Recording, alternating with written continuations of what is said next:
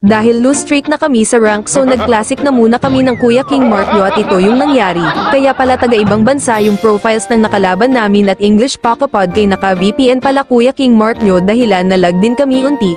Gamit nga pala namin dito ang pangmalakasang combo na sina Daddy Tigril at yung Kalisha ko hahaha. Ang daming nagsasabing puro creation camp lang daw kami kaya ito na. Sana panoorin nyo to hanggang dulo dahil ang hirap kaya mag-edit ng long videos kung alam nyo lang. Target lock nga pala namin si Layla dito guys. At syempre bago ang lahat magraramen na muna tayo para may lakas tayo mamaya pag natalo. Kawawa yung isa naghihintay sa wala. Lutuan na lang kita mamaya bibi. Dito hindi ko alam kung laglang ba tong isang to parang zombing nagmamodel parang hindi kami nakikita ayan first blood katuloy. Sabay tipi-tipi sa mukha.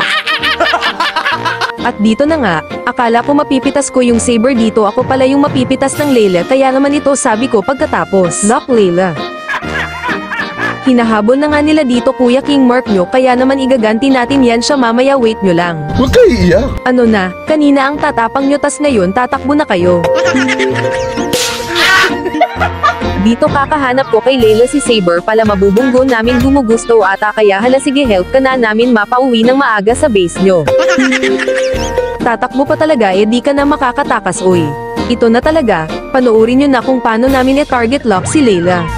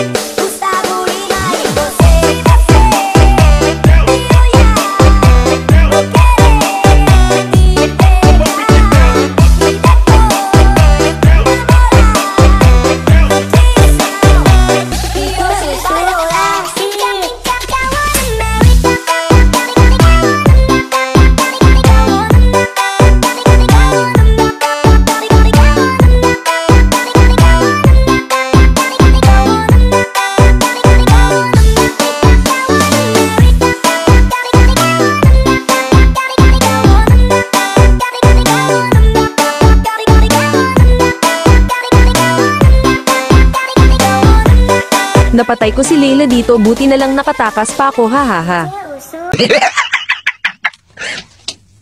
Talo!